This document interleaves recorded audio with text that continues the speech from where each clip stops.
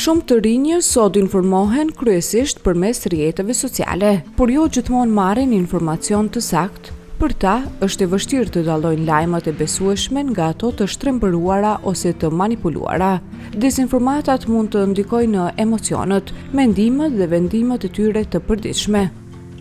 Të rinjët Ujana Bajraktari, Butrind Bytyqi dhe Ujana Muharremi kanë ndarë përvojat e tyre të përditshme në ballafaqimin me dezinformatat dhe si arrin ata të mbrohen prej tyre.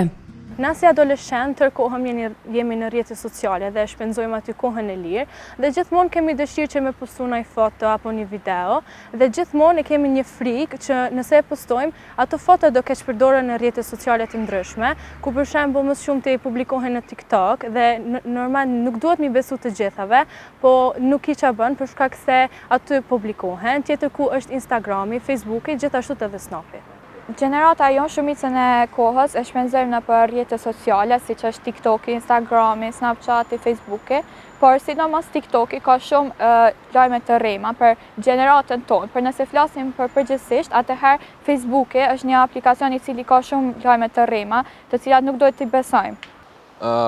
Unë mendoj se për vetë e përdoj më shumë të rrjetën social TikTok, gjithashtu mendoj që edhe bashkëmëzhatarët e mi po ashtu.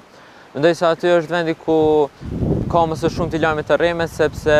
ka persona që kanë qasje shumë të lehtë në vërtë dhe shpërndahet sa më lehtë lajmi për të mashtruar pra popullin dhe ndjekësit e faqeve të ndryshme. Gazetari Velard Paqarizi thotë se sipas statistikave, platforma më e përdorur aktualisht nga të rinjët është TikToku, e cila sipas tij nuk ka verifikim të lartë të informatave e profileve dhe përmban materiale që dëmtojnë shëndetin mendor të rinjëve. Atëherë, duke marrë parasysh mënyrën e informimit dhe burimet në të cilën përdorin për informim të rinjt në qytetin e Prizrenit, por edhe në qytetet tjera, tregon qartë se ata janë shumë të rrezikuar nga dezinformimi. Për shkak ata informohen nga platformat, pra nga rrjetet sociale. Edhe kompania e cila analizon, pra është kompania Cloudflare to Radar, i cili realizon trafikun e përdorimit të platformave në të gjithë botën, për Kosovën ka dhënë me një raport ku platforma më e përdorur kryesisht nga të rinjët është platforma e TikTokut. Dhe kjo tregon qartë se informacionet të rinjt e pranojnë nga kjo platformë. Algoritma e platformave të tilla nuk japin përparësi faktikisht gjërave të vërteta, por japin më shumë përmbajtjeve emocionale dhe përmbajtjeve virale në të cilën mund të jenë edhe të rreme. Dhe për fat të keq ata nuk kanë ndonjë verifikim të lartë apo kontroll të lartë të informacioneve dhe profileve të hapura në këto platforma. Dhe kështu që personat të cilët dëshirojnë të keq përdorin, të keq informojmë dhe të dezinformojmë me disa klikime të lehta, pra hapen llogarit dhe kështu që shfaqen informacione të rreshme dhe me qëllime të ndryshme, për shembull për orientime të ndryshme apo për të krijuar bindje tek të rinj, si për shembull bindje politike ose fetare ose ideologjike, dhe kështu që synojnë të keq orientojnë të rinj. Eksperti për media dhe hulumtuesi Festim Rizanaj konsideron se të rinjët janë më të ndikuar nga dezinformatat, pasi nuk informohen nga media kredibile, por vetëm nga përmbajtjet që shohin në rrjete sociale, e të cilat sipas tij nuk janë gjithmonë të besueshme. Po me qenë se sot të rinjt kryesisht informohen në media sociale dhe nuk fokusohen ndoshta edhe shumë te mediat lokale, sigurisht që edhe të rinjt e Prizrenit munden me qenë prej e dezinformimit, për shkak se në një farë forme në media sociale qarkullojnë krahas informacioneve, po edhe dezinformatave të ndryshme, por derisa i kemi mediat lokale që dihen në Prizren, domethënë që ofrojnë informacion të mirëfill, të verifikuar, ka dhe faqe të ndryshme, fanpage që e përdorin prapashtesën info, pres, lajm, gazet, për t'i dhënë legitimitetin e medias vetës, po në fakt ato nuk janë media se nuk e dim kush qëndron prapa atyre dhe në bazë të kësaj munden me ra prej dezinformatave që i publikojnë këto fanpage në mediat sociale.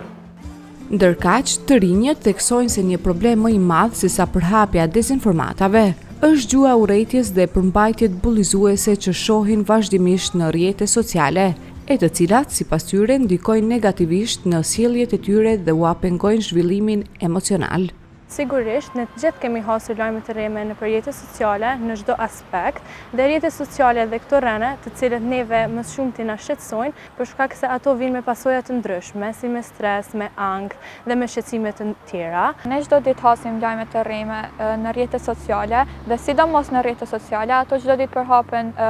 më shumë dhe në çdo variant, por sidomos në variantin kur përhapen për bashkëmoshtarët tonë, ato janë shumë shqetësuese sepse kanë pasoja të ndryshme dhe ndikim shumë të keq. Ato mund të sjellin bullizëm, përqeshje, ankth, stres dhe shqetësime të tjera, të cilat nuk janë të mira fare dhe nuk duhet të përhapen në këtë mënyrë. Si çdo meshatar jemi, më ka rënë mu ballafaqu me lajme të rreme nëpër media sociale sidomos. Kanë qenë lajme të ndryshme në tematika të ndryshme. Pra, së shumë më ka rënë mi ballafaqu këto në rrjetet sociale ku aty kanë qasi për shembull të gjithë personat e gjitha musha. Zhvillimi i shpejtë i inteligjencës artificiale ka sjellë mjete gjithnjë më të avancuara për krijimin dhe manipulimin e përmbajtjeve, duke e bërë edhe më të vështirë dallimin mes informacionit të vërtetë dhe atij të rrem. Kështu ekspert për media dhe hulumtuesi Festim Rizanaj, duke shtuar se zgjidhja më e mirë për të parandaluar këtë dukuri është edukimi mediatik. Krahas këtij manipulimi, domethënë hyn edhe inteligjenca artificiale ku gjenerohen disa imazhe apo editohen nëpërmjet inteligjencës artificiale edhe video të tilla nëpërmjet së cilave domethënë krijohen disa narrativa të caktuara që nuk kanë bazë thjesht për të ndikuar të rinjt në dezinformim. Insistimi është që edukimi medial të jetë lëndë obligative në shkollat e mesme apo në shkollimin parauniversitar në mënyrë që nxënësit të rinj të edukohen për median, domethënë se çka është media, çka është gazetari, çka është lajmi, çka është informacioni, rolet e tyre në shoqëri, me mësu ata se gazetari nuk publikon domethënë informacione të paverifikuara. Krahas kësaj, edukimi medial ju mëson edhe me i përdor mediat domethënë në një farë forme për të bërë një reportazh, një intervistë të caktuar, edhe në kuadër të shkollës, po edhe në kuadër të aktiviteteve rinore që i zhvillojnë ata. Edhe gazetari Velard Paqarisi foli për rreziqet nga informacionet e manipuluara ditëve të sotme përmes inteligjencës artificiale tek të rinjët. Ai theksoi rëndësinë e futjes së edukimit mediatik si lëndë nëpër shkolla, ku të rinjët mund të mësojnë metodat e verifikimit të lajmeve. Vite me radhë është ajo debati për futjen e edukimit medial në kurrikulat arsimore, pra në klasat si një lëndë posaçme. Unë mendoj që institucionet duhet të ndërmarrin hapa të shpejta sepse ky rrezik vazhdimisht është duke u rritur. Pra duhet të realizojmë pra edukimin medial, përpos kësaj edhe këtu punë kanë edhe organizata të cilët merren me rit të realizojnë projekte sa më të shumta lidhur me edukimin medial dhe të informojnë të rinj se si të mbrohen nga dezinformimet, si të verifikojnë lajmet e rreme, cilat burimet janë të sigurta dhe besoj që me këtë bashkëpunim pra vendoset një mekanizëm e qartë në cilët përmes kësaj mekanizme atëherë kontrollohen dhe i ofrojmë pra të rinjve pra i tregojmë si duhet të mbrohen nga lajmet e rreme. Ndonë se rrjetet sociale janë pjesë e pandashme e jetës së tyre, të rinjët e sidomos adoleshentët ka nevojë për udhëzime dhe edukim për t'i përdorur ato me kujdes. Mësimi për të njohur burime të sigurta dhe për të analizuar përmbajtjen është një aftësi po aq e rëndësishme sa çdo lëndë shkollore.